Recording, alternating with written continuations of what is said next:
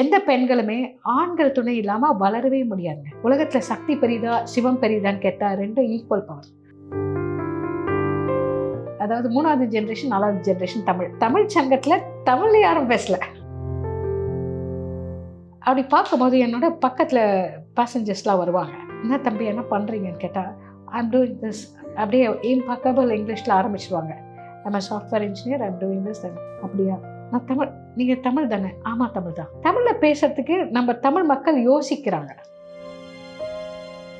Charter பண்ணி அனுப்புனேன். அதாவது அப்போ அந்த டைமில் வந்து கோவிட் டைமில் ஒரு 8000 தமிழர்கள் அங்கே மாட்டிக்கிட்டாங்க. 6 monthஸாக ஃப்ளைட் இல்லை, எல்லாம் கேன்சல் ஆகிருந்தப்போ அதில் ஃபேஸ் 2லையும் ஃபேஸ் 3லையும் தமிழ்நாடுக்கு மட்டும் ஃப்ளைட்ஸ் இல்லை. அப்போது நம்ம நாயகன் படத்தில் வர மாதிரி தமிழனுக்கு ஃப்ளைட் இல்லையா, 4 விடுறோம். மேடம் என்னோட அம்மா இறந்துட்டாங்க, நான் கொல்லி வைக்க போகணும் அப்படின்னு வந்து ஒரு 4 பேர் நிற்பாங்க. அந்த டெத் சர்டிஃபிகேட். அப்போ என்ன பண்ணுவேன், யாரை ஏற்றுவேன் யாரை இறக்குவேன். ஒரு ஓரமாக உட்காந்து வந்து காட்டுவார், சட்டையை திறந்து நான் பைபாஸ் ஆனவன் மேடம் பாருங்கள், என்னை ஏற்றி அனுப்பிடுங்க மேடம், எங்கள் மண்ணில் போய் நான் செத்து. இப்போது புதிய அறிமுகம் ஆச்சி ஹோட்டல் சாம்பார் 50 கிராம் ரூபாய் 20 மட்டுமே. வணக்கம் வால் தமிழா நண்பர்களே. துபாய் தமிழ்ச்சங்க தலைவர் ஜெயந்தி மாலா சுரேஷ் அவர்கள் சென்னை வந்திருக்கிறார். Very enterprising woman. அங்கு பலவிதமான சேவைகளை செய்து தமிழர்களின் ஒட்டுமொத்த அன்பையும் பெற்றவர். வாருங்கள் அவர் சிந்திப்போம். வணக்கம். உலகத்தில் வாழும் தமிழ் மக்களுக்கும் அமீரகத்தில் வாழும் தமிழ் மக்களுக்கும் வாவ் தமிழா சேனலை சேர்ந்த தமிழர்களுக்கும் நண்பர்களுக்கும் அன்பர்களுக்கும் என் தாய்மொழியாம் தமிழுக்கும் முதற்கண் எனது வணக்கத்தை தெரிவித்துக் கொள்கிறேன். எத்தனை வருஷமா நீங்க துபாய் தமிழ்ச்சங்கத்துடைய தலைவராக இருக்கீங்க? 25 years துபாய் தமிழ்ச்சங்கத்தோட தலைவியாக இருக்கேன். அங்கே நிறைய ஆக்டிவிட்டீஸ்லாம் பண்ணுறீங்க. ஆமாம், ஒரு வருஷத்துக்கு வந்து அதாவது தி தமிழ்ச்சங்கம் அப்படின்ற பேர் வாங்குறது துபாய் தமிழ்ச்சங்கம் தான் துபாயில். அதாவது எனக்கு எது பண்ணாலும் பெஸ்ட்டாக பண்ணணுன்ற ஒரு ஆசை சின்னதுலேருந்து. தி பெஸ்ட் ஆக்சுவலி பார்க்க போனீங்கன்னா ரொம்ப ஏர்லி டேஸில் துபாய் தமிழ்ச்சங்கம் தெரியாத ஆட்களே இருக்க முடியாது. அந்த அளவுக்கு பாப்புலரான ஒரு தமிழ்ச்சங்கம். அது வந்து மத சார்பற்ற, அரசியல் சார்பற்ற, அதாவது நான் கமர்ஷியல். நாங்கள் கமர்ஷியல் கிடையாது, நான் கமர்ஷியல். தமிழுக்காக, தமிழ் சேவைக்காக, கலாச்சாரத்துக்காக, பண்பாட்டுக்காக நிறுவப்பட்ட நிறுவனம் தான் துபாய் தமிழ்ச்சங்கம். உங்கள் அமீரக அரசு வந்து இது எப்படி பார்க்குது? முதல்ல வந்து அமீரக அரசு இப்போ தான் அந்த ரூல்ஸ்லாம் கொண்டு வந்திருக்காங்க. ரூல்ஸ் அண்ட் ரெகுலேஷன்ஸ்லாம் இப்போ தான் கம்யூனிட்டி டெவலப்மெண்ட் அத்தாரிட்டி வழியாக லைசன்ஸ் வாங்கணும் அப்படின்ற ஒரு ரூல்ஸ் அண்ட் ரெகுலேஷன்ஸ் இப்போ தான் கொண்டு வந்திருக்காங்க. முன்னாடி அப்படி கிடையாது. முன்னாடி it was free to everybody. அது மாதிரி ஒரு தமிழ்ச்சங்கம் இது. பார்க்க போனீங்கன்னா தமிழ்ச்சங்கத்தில் வந்து மொத்த 10 உறுப்பினர்கள் நாங்கள், இந்த போர்டு மெம்பர்ஸ்னுவாங்க. என்னோடய போர்டில் மீதி 9 ஆண்கள் தான், நான் மட்டும் தான் பெண். பார்க்க போனீங்கன்னா நான் தான் தலைவி. என்னோட இந்த சக்ஸஸ்க்கு காரணம், behind every successful man there is a woman அப்படின்னு சொல்லுவாங்க. Behind this woman always there has been a man. The first man in my life is my father who groomed me. என்னை செதுக்கிய சிற்பி எனது தந்தை. அவர் தான் வந்து இந்த தமிழ் உணர்வை எனக்கு ரொம்ப சின்ன வயசுலேயே ஊட்டி வளர்த்தவர். நேரு பிரதமராக இருந்தப்போ பிளாக் ஃப்ளாக் காட்டினவர் தான் எங்கள் அப்பா. கருப்பு கொடி, தமிழர்கள் முட்டாளும் போது போய் கருப்பு கொடி காட்டி லத்தி சார்ஜ்லாம் வாங்கிட்டு 1 month சட்டையை கைட்லையான் வீட்டில். ஏன்னா பாட்டிலாம் அடிச்சிடுவாங்களே, எங்கே இந்த மாதிரி பாலிட்டிக்ஸ்க்கும் இந்த மாதிரி போகிறாருன்னு. அந்த மாதிரி ஒரு தமிழ் உணர்வு. அவர் அண்ணாதுரை கூட இருந்தார் அப்பா. ஈவி பெரியாரோட அந்த திராவிடர் இயக்கத்தில் ரொம்ப ஆக்டிவாக இருந்தவர் தான் அப்பா. இன்னொரு இன்ஸ்பிரேஷன்னா, I was invited by Mauritius. அவங்களோட platinum league celebration 75th year, அந்த தமிழ் சங்கத்தோட 75th year பிளாட்டினம் செலிப்ரேஷனுக்காக என்னை இன்வைட் பண்ணியிருந்தாங்க. அப்போ போயிருந்தப்போ பார்த்தேன் 5, அதாவது 3வது ஜென்ரேஷன் 4வது ஜென்ரேஷன் தமிழ் சங்கத்தில் தமிழ் யாரும் பேசலை. Very few words. அப்போது ரொம்ப கஷ்டம். எங்கள் ஊர்லேயும் பார்த்தீங்கன்னா வந்து தமிழ் வந்து unless and until it is in your curriculum, you don't tend to pick up a language. அது கரிக்குலமில் இல்லை. இப்போ தான் ஒரு தமிழ் வச்ச ஸ்கூல் வந்திருக்கு தமிழ் துபாயில். அதுக்கு முன்னாடி கிடையாது. அப்போது அங்கே மொரிஷியஸ் பார்க்கும்போது பயமாக இருந்தது, எப்போ நம்ம ஜனங்களுக்கு தமிழ் போயிடுமோ அந்த உணர்வு. அப்படி ஒரு பிரமாதமான ஒரு தமிழ்ச்சங்கம். எங்களுக்கு வருஷத்துக்கு ஒரு 10 ப்ரோக்ராம் மினிமம் பண்ணுவோம். அது பிரம்மாண்டமாக பண்ணுவோம். பிரம்மாண்டம்னா ஒரு ப்ரோக்ராம்க்கே எங்களுக்கு வந்து கிட்டத்தட்ட 200,000 dirhams செலவாகும். இந்த ஊர் 50 லட்சம் செலவு பண்ணி, அதாவது நான் திருப்பி நான் ப்ராஃபிட்டபிள் அண்ட் நான் கமர்ஷியல். எங்களோட டிக்கெட்ஸ் எல்லாமே நான் டிக்கெட்டட் ஈவெண்ட்ஸ். நான் கமர்ஷியல் ஈவெண்ட்ஸ் அப்படி தான் பண்ணுவோம். இதுக்கு எல்லாமே ஃப்ரீ ஷோ தான் நடத்துறீங்க. ஆமாம், அதுக்கு எப்படி நீங்கள் ஸ்பான்சர்ஸ் கிடைப்பாங்க? ஸ்பான்சர்ஸ் ஏதாவது கம்மியாச்சுன்னா நாங்களே போட்டுருவோம். தமிழ் சங்கம் நல்ல க்ரௌடு வருதா? க்ரௌடு எப்படின்னா லியோனி, அந்த க்ரௌடுன்னு பற்றி நீங்கள் சொல்ல விட எனக்கு லியோனி ஞாபகம் வருது. லியோனியோட பட்டிமன்றம் அவருக்கு மேடை நாங்கள் கொடுக்கும்போது மணி வந்து 11:45 இருக்கும். அவர் சொல்லுவார், பயப்படுவேன் ஜனங்க இருப்பாங்களோ இல்லை, ஒரே மேடை துபாய் தமிழ்ச்சங்க மேடை தான். அவர் அதை அடிக்கடி மென்ஷன் பண்ணுவார். அந்த ஆடிட்டோரியத்தோட கெப்பாசிட்டியே 1750 தான். ஆனால் நாங்கள் 2000 பீப்புள் நின்றுட்டு இருப்பாங்க, உட்காரத்துக்கு இடம் இல்லாமல் நிற்கிறதுக்கு இருப்பாங்க ஸ்டாண்டிங். உள்ள 2000, வெளியே 2000 வெயிட் பண்ணிட்டு இருப்பாங்க உள்ளே வரத்துக்கு. அப்படி ஒரு பிரம்மாண்டமாக நடக்கும். லியோனி சொல்வார், உள்ளே நுழையும் போது என்னாலேயும் வந்து உள்ளே நுழைய முடியல, நான் தான் லியோனி சொல்கிறேன், இப்படி சொல்லி 3 பேர் உள்ளே போயிட்டாங்கடா, சட்டையெல்லாம் கிழிச்சின்னு உள்ளே வர்றேன் நான் அப்படின்வார். இந்த மாதிரி ஒரு மேடையை நான் பார்த்ததே இல்லைன்னு லியோனி மென்ஷன் பண்ணுவார். அந்த 11:45 மேடை கொடுப்பாங்க. 1 மணி 1:30 மணி வரைக்கும் அந்த ஷோ போகும். அந்த டிசிப்ளின் ஆஃப் த ஆடியன்ஸ் அப்படி உட்காந்துருப்பாங்க, யாருமே எந்திரிக்க மாட்டாங்க. அப்படி ஒரு மேடை எனக்கு ரொம்ப இன்ஸ்பைரிங்காக இருக்கும் அங்கே பேசுறதுக்கு அப்படின்னு. ஆமாம், அங்கே துபாயில் உள்ள தமிழர்கள்லாம் தமிழ் பேசுகிறாங்களே. ஏன்னா இந்த ரூட்ஸை விட்டு போனதுக்கு அப்புறமே பார்த்தா இங்கேயே தமிழ் நிறைய பேர் பேச மாட்டேங்கிறாங்க, படித்த பெண்கள். அங்கே பேசுகிறாங்களா? இப்போ நான் எப்படி உங்ககிட்ட பேசி, நீங்க பேசுறீங்க, நீங்க வேற கேட்டகரி, நீங்க பேசுறீங்க, எல்லாரும் அப்படி பேசுறாங்களா? அங்க உள்ள ஒர்க்கிங் உமன் ஆகட்டும் எல்லாரும் தமிழ் நல்லா பேசுவாங்க, அல்லது அவங்க பாட்டுல வந்து ஒரு சென்டென்ஸ் தமிழ் ஆரம்பிச்சு அப்படி இங்கிலீஷ் போயிடுவாங்க? அது எப்படி சொல்றேன்னா ரொம்ப இன்ட்ரெஸ்டிங். நீங்க கேட்ட கொஸ்டின். இங்க சென்னையில தான் பார்க்குறேன். சென்னை ஃப்ளைட்டில் வரேன், எனக்கு வரும்போதே ஒரு சந்தோஷம் இருக்கும். ஐயோ தாய் மண்ணே வணக்கம், அது தேங்க்ஸ் டு ஏஆர் ரஹ்மான், தாய் மண்ணே வணக்கம்ன்ற மாதிரி ஒரு ஃபீலிங் இருக்கும். பட்டர்ஃப்ளைஸ் பறக்கும் வயிற்றில். எங்கே எவ்வளோ சொஃபிஸ்டிகேட்டட் ஊரில் வாழ்ந்தாலும் நம்ம மண்ணில் அது என்ன தூசாக இருக்கட்டும் அழுக்காக இருக்கட்டும், நம்ம மண்ணில் அந்த ஏர்க்ராஃப்ட் விமானம் வந்து இறங்கும் போதே ஒரு சந்தோஷம் மனசில் மலரும். அப்படி பார்க்கும்போது என்னோட பக்கத்தில் பேசஞ்சர்ஸ்லாம் வருவாங்க. என்ன தம்பி என்ன பண்ணுறீங்கன்னு கேட்டால், ஐம் டூயிங் திஸ், அப்படியே இம்பக்கபிள் இங்கிலீஷில் ஆரம்பிச்சிடுவாங்க. I'm software engineer, I'm doing this. Then அப்படியா, நான் தமிழ், நீங்கள் தமிழ் தானே? ஆமாம் தமிழ் தான். தமிழில் பேசுறதுக்கு நம்ம தமிழ் மக்கள் யோசிக்கிறாங்க நிறைய பேர். இங்கேயும் பார்த்தீங்கன்னா அந்த நுனி நாக்கில் ஆங்கிலம் பேசிட்டு எங்களுக்குலாம் அது ஒரு வாய்ப்பாக தெரியுது. ஒரு தமிழரை பார்க்கும்போது ஒரே சந்தோஷமாயிடும். ஏன்னா நாங்கள் வேறு வேறு ஊரில் போயிட்டு English being the corporate language, international language, அதை யூஸ் பண்ணி பார்க்கும்போது மனசுக்கு வலிக்கும். ஏன்டா ஒரு தமிழர் இன்னொரு தமிழரை பார்க்கும்போது ஏன் தமிழை பேச மாட்டேன்றாங்க. இதே மலையாளிஸ் பார்த்தீங்கன்னா அந்த அந்த மொழி உணர்வு அவங்களுக்கு ரொம்ப அதிகம். மலையாளிஸ்க்கு ஓ மலையாளியாக்கும் அப்படி சொல்லி சுகந்தனே அப்படி ஆரம்பிச்சிடுவாங்க. நம்மளை பார்த்தாலும் தமிழோ அப்படி சொல்லி தமிழை. இந்த ஆங்கிளில் நம்ம தமிழ் வளர்கிறதுக்கு காரணம் பார்த்தீங்கன்னா, நான் எல்லா மேடையிலையும் தமிழ் மேடையிலையும் பேசுவேன். இன்றைக்கி தமிழ் வந்து உலகம் ஃபுல்லாக பரவதுக்கு வந்து I have a great respect for captain Prabhakaran and Sri Lankan தமிழர். சிங்கள தமிழருக்கு இந்த சமயத்தில் என்னுடைய நன்றியை தெரிவித்துக் கொள்கிறேன்.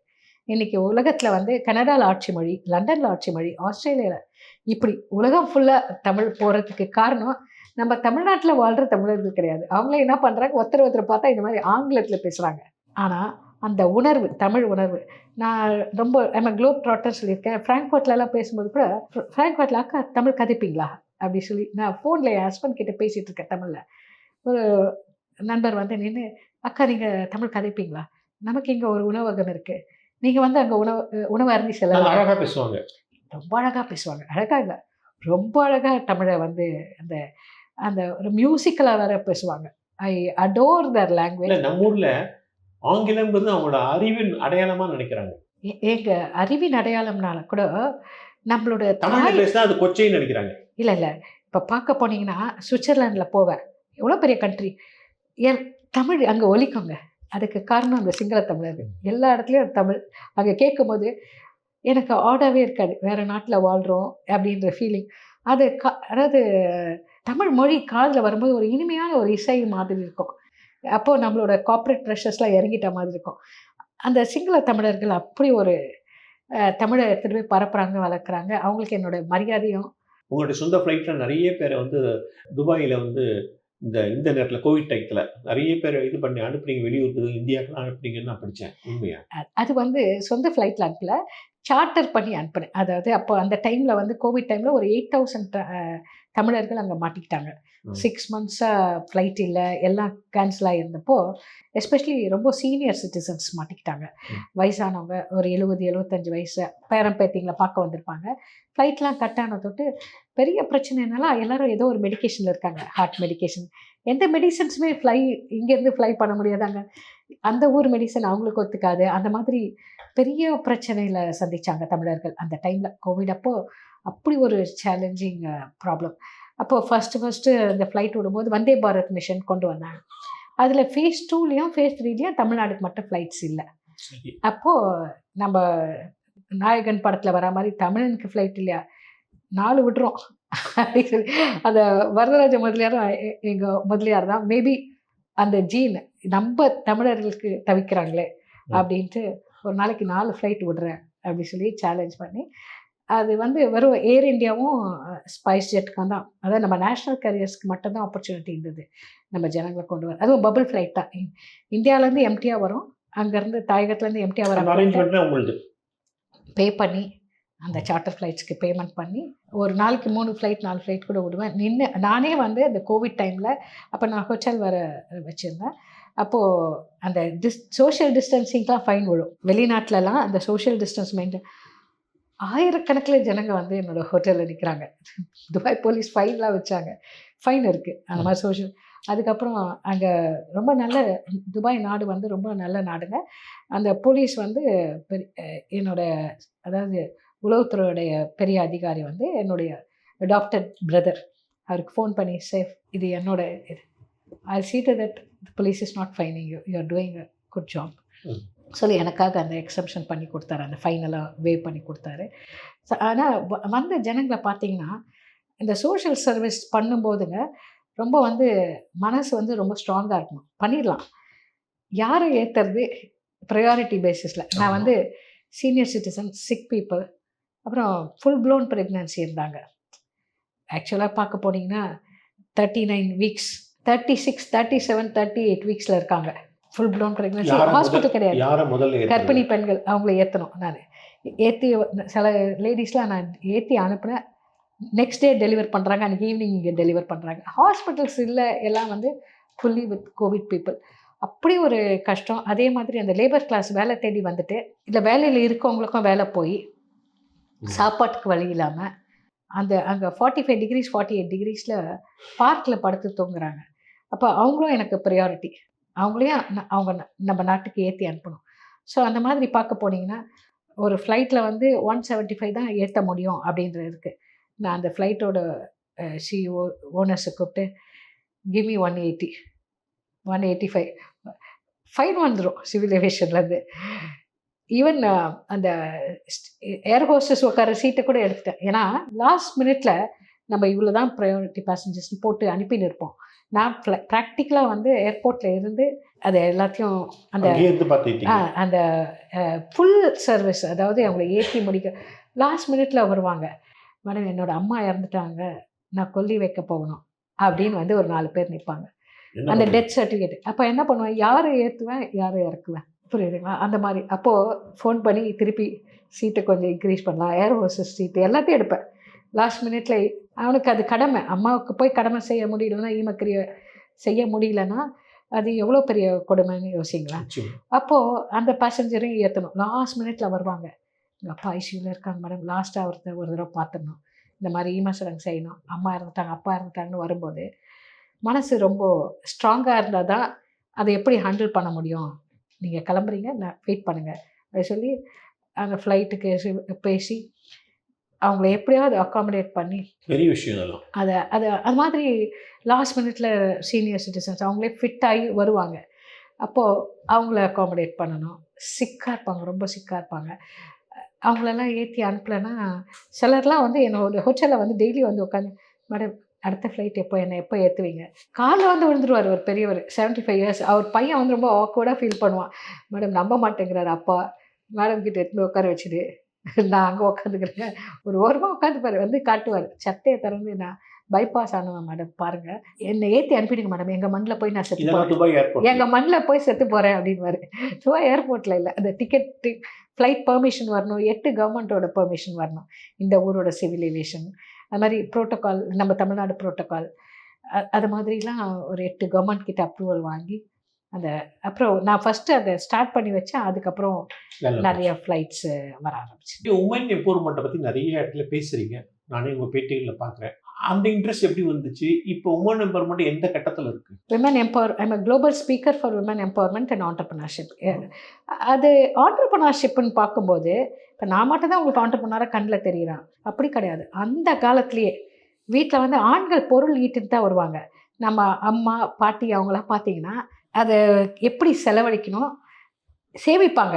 அரிசி டப்பாவில் பருப்பு டப்பாவில் சேர்த்து வச்சு, அவங்க தான் ஃபைனான்ஷியல்ஸ். அந்த காலத்துலேயே வந்து சேர்த்து வச்சு ஆடவருக்கு பொருள் ஈட்டி வரதான் தெரியும். அதை அளவாக செலவழித்து சேமிக்கிற ஹேபிட்டும் அவங்க ட்ரூ ஆண்டர்ப்ரனர்ஸ் அப்போவே.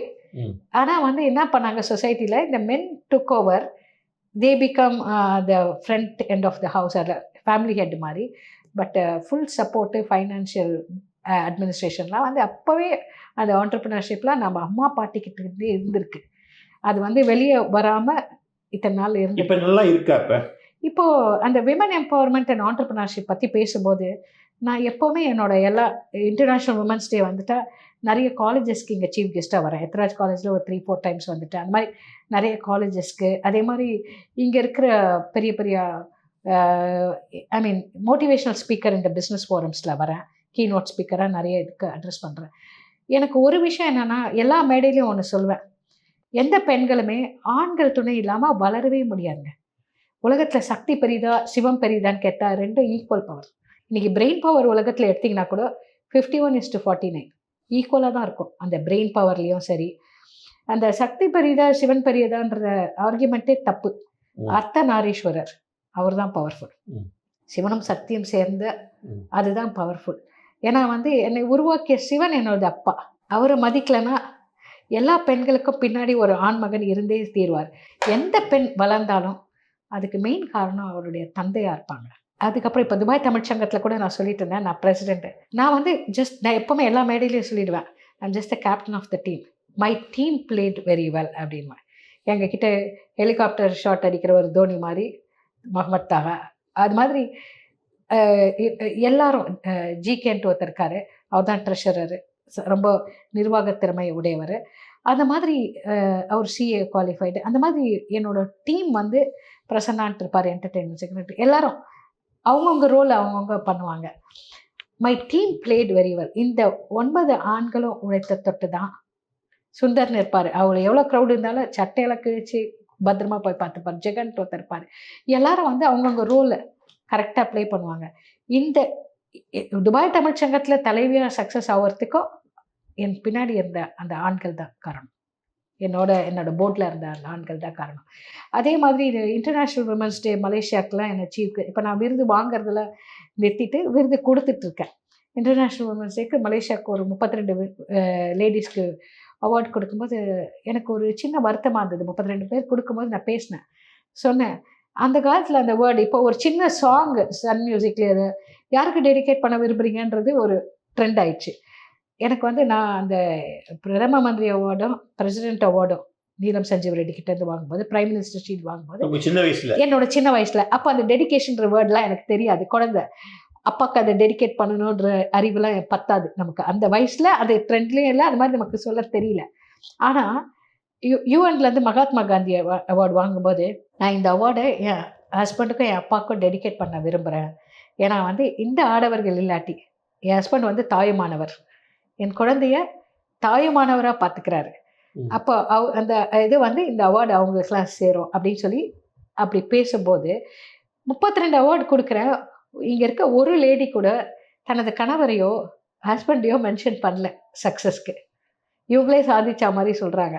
நான் எல்லா மேடையில் பேசும்போது சொல்வேன், ஆர் வி விமன் எம்பவர்ட்னு கேட்டிங்கன்னா we are rather overpowered. புரியுதுங்களா? எல்லா லேடிஸ்க்கும். ஏன் அப்படி சொல்கிறீங்க? இப்போ எஜுகேஷன் எடுங்க, ஸ்கூல் டேஸ்லேருந்து பார்த்தீங்கன்னா விமன் எக்ஸல், எல்லாரும் கேர்ள்ஸ் ஸ்டூடெண்ட்ஸ் தான் ரொம்ப டாப்பர்ஸாக வருவாங்க எல்லாம். அதே மாதிரி காலேஜ்லேயும் பார்த்தீங்கன்னா டாப்பர்ஸாக இருப்பாங்க. Ladies are multi faceted and multi talented பார்க்க போனீங்கன்னா. அதாவது ஒரு ஆண் மகனுக்கு வந்து ஃபோக்கஸ்டாக ஒரு ஜாப் தான், ஒன் அட் அ டைம் தான் செய்ய முடியும். லேடிஸ் பார்த்தீங்கன்னா கிச்சனில் சமையல் எரிஞ்சிருக்கும், ஃபோனில் ஏதோ பால் ஆர்டர் பண்ணுவாங்க, ஹஸ்பண்டுக்கு அவரோட லேப்டாப் எங்கே இருக்குதுன்னு சொல்லுவாங்க, டவல்லேருந்து எங்கே இருக்குன்றத சொல்லுவாங்க, குழந்தைங்களுக்கு பேக் பண்ணியிருப்பாங்க. அப்படி மல்டி டேலண்டட், மல்டி ஃபேசட்டட். கடவுள் அப்படி தான் படைச்சிருக்காரு. அப்போது அந்த மாதிரி ஒரு டேலண்ட் இருக்கவங்க தான் லேடிஸ். அது இருக்கு, நான் இல்லைன்னு சொல்ல.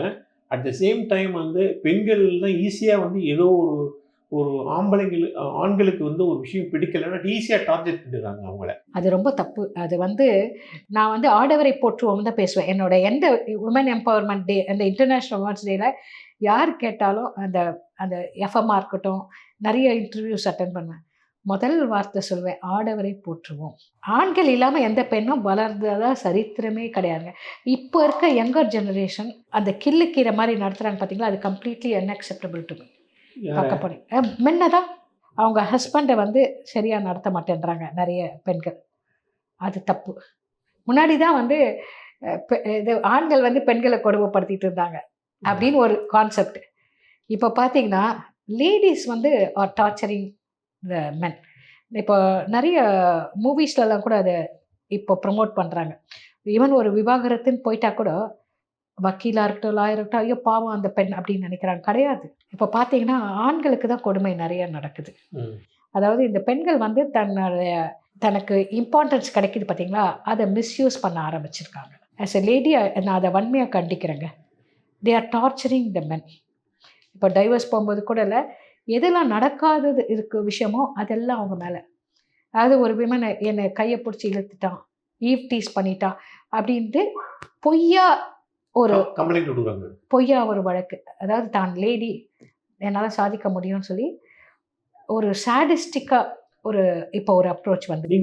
நீங்கள் இது சொல்லுமா எனக்கு என்ன நினைவுதுன்னா, சமீபத்தில் கேரளாவில் பஸ் ட்ராவல் பண்ணும்போது ஒரு பெண் வந்து பக்கத்தில் இருக்கிற ஒரு ஆண், அவன் வந்து எதேச்சியாக மேலே பட்டு 2-3 தடவை உரசிருக்கான். இந்த பொண்ணு நகர்ந்து போயிருக்கலாம்.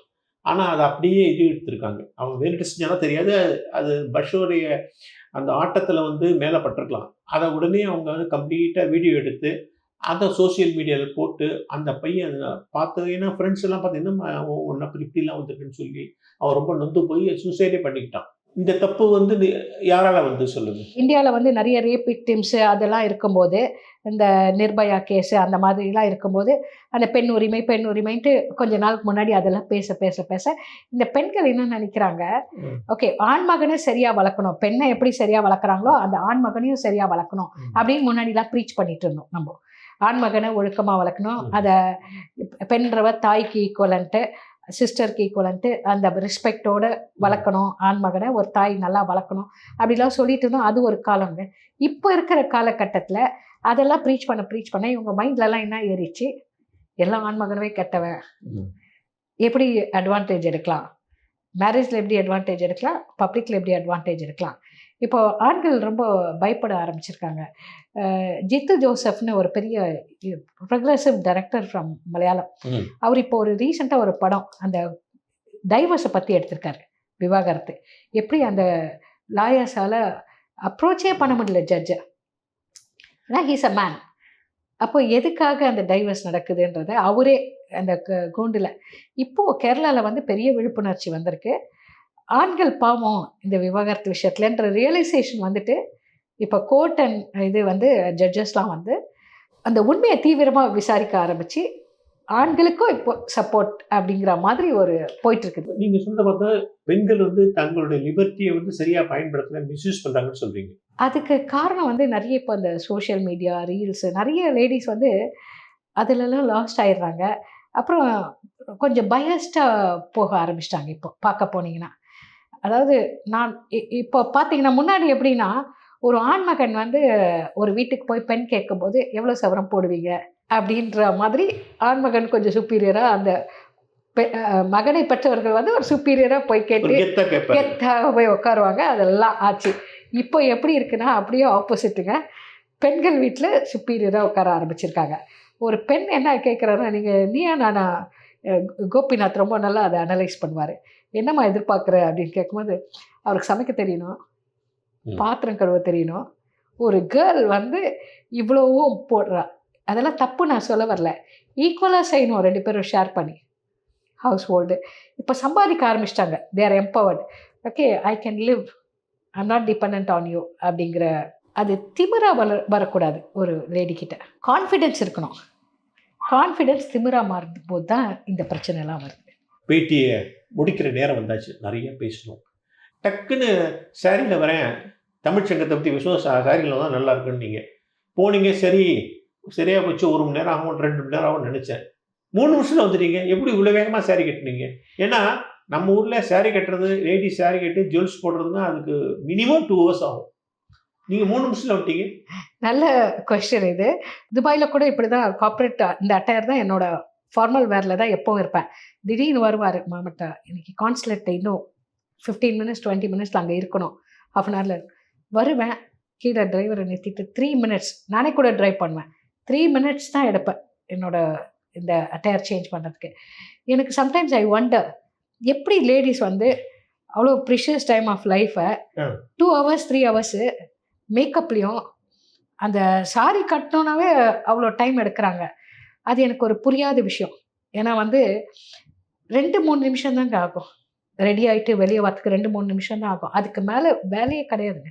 எனக்கு கண்ணாடி முன்னாடி எந்த லேடி வந்து 2 to 3 minutesக்கு மேலே எக்ஸ்ட்ரா நிற்கிறாங்களோ சம்திங் இஸ் ராங். அவங்க they are lacking some confidence. பியூட்டின்றது வந்து internal beauty is very important and your brain wisdom அதெல்லாம் வந்து ரொம்ப இம்பார்ட்டன்ட். நான் அதுக்கெல்லாம் இம்பார்ட்டன்ஸ் கொடுக்குற ஆள். அப்புறம் வந்து when you are confidently the looks doesn't matter. நீங்கள் எப்படி ஒன்றா வரலாம். அந்த கான்ஃபிடென்ஸ் வந்துடுச்சின்னு வச்சுக்கோங்களேன் ஒரு பெண்கிட்ட, அனாவசியமாக போய் அந்த ஒரு மிரர் முன்னாடி அது ஒரு கிரிமினல் வேஸ்ட் ஆஃப் டைமுங்க. அது எப்படி தான் தமிழ்நாட்டில் அத்தனை லேடிஸும் அதே மாதிரி ஒரு ஃபங்க்ஷன் போகணுமா போய் பார்லரில் நின்று தன்னை அழகுப்படுத்திக்கிறதுக்கு ஒரு 2 மணி நேரம் முன்னாடி போயிடுவாங்க. I don't believe in all those things. இப்போ கூட நீங்கள் சேஞ்ச் பண்ணிட்டு வரும்போது கேமராமேனை கேட்டேன், எப்போ ஹேர் கரெக்டாக இருக்கா? ஏன்னா நான் தலையே வராமல் வந்தேன். டு பி ஆனஸ்ட் அதான் ரியாலிட்டி. பவுடர் போடுவீங்களா? அதுவும் போட மாட்டீங்களா? பவுடர் என்றைக்குமே போட்டதில்லை என் லைஃப்பில். மேக்கப் போட மாட்டேன், பவுடர் போட மாட்டேன். இந்த ஃபண்டமெண்டல்ஸ் அது மட்டும்தான். அது காலையில் கிளம்பும்போது போடுறோம் பாருங்கள். அதுக்கு வந்து 1 minute மேலே கண்ணாடி முன்னாடி நின்னா மேபி இவங்க மாதிரி வர ஒரு ஃபங்க்ஷன்ஸ்க்கு இவங்க மாதிரி வராங்க பாருங்க பெண்கள், அவங்கள விட தான் பெட்டராக இருக்கணும்னு நினைக்கிறாங்க இல்லையா? அப்படி இருக்கலாம்ல. மற்ற பெண்களை விட தான் பெட்டராக இருக்கணும்னா தன் மேலே ஒரு செல்ஃப் கான்ஃபிடென்ஸ் இருக்க விமன் அந்த மாதிரிலாம் நினைக்க மாட்டாங்க. I will stand out in the crowd. அதாவது சொல்கிறது தலையே வராமல் தான் வந்திருக்கேன் இந்த ஷோ. எந்த க்ரௌடுன்னு தான் உங்களை கண்டுபிடிக்கணும். ஆமாம், அந்த ஆளுமை திறமை, நம்ம கிட்ட இருக்க ஆளுமை திறமை, நம்மளுடைய அறிவு, நம்மளுடைய சாதனை, அதுதான் நம்மளோட அந்த நடந்து வரும்போது நமக்கு அதுதான் முக்கியமாக இருக்கிறது. அழகு வந்து ஒரு பார்ட் ஆஃப் த லைஃப் தான். It's not everything. You don't have to beautify yourself. ஹார்ட்டை பியூட்டிஃபை பண்ணுங்கள். நீங்கள் பண்ணுற சேவை, நீங்கள் வாழ்கிற வாழ்க்கை, அது ஒரு அழகானதாக அமைஞ்சுதுன்னு வச்சுக்கோங்களேன். பார்க்கும்போதே beauty lies in the eyes of the beholder. அப்போது தொலைவுலேருந்து பார்க்கும்போதே அந்த ஆளுமை, அந்த நம்ம செய்கிற சாதனை, அதுக்கப்புறம் நம்ம செய்கிற இந்த சோஷியல் சர்வீஸு, அதெல்லாம் it will reflect on the face. அதாவது அகத்தின் அழகு முகத்தில் தெரியும் அப்படின்வாங்கள, அது இருந்தாவே போதும். ஆர்டிஃபிஷியலாக அதெல்லாம் பண்ணிக்கிறது வந்து எனக்கு அதில் அவ்வளோ உடன்பாடு கிடையாது. நான் ஃபண்டமெண்டலாக நான் அதில் பிலீவ் பண்ணுறது இல்லைங்க பேசிக்காக. I don't know about the other woman. எனக்கு வந்து அது கிரிமினல் வேஸ்ட் ஆஃப் டைம் அப்படின்ற மாதிரி இருக்கும். ஸோ பல விஷயங்களை நீங்கள் பேசுறீங்க, ரொம்ப இன்ஸ்பைரிங்காக இருந்தது உங்கள் பேச்செல்லாம் கேட்கும்போது. எனக்கு மிக்க நன்றி. நம்ம மறுபடியும் சந்திப்போம். நீங்கள் துபாயிலேருந்து மறுபடியும் சந்திப்போம். வாவ் தமிழா சேனலுடைய நண்பர்களுக்கு, அன்பர்களுக்கு எனது மனமார்ந்த வணக்கத்தையும் நன்றியும் தெரிவித்துக் கொள்கிறேன். மீண்டும் மீண்டும் சந்திப்போம். வணக்கம்.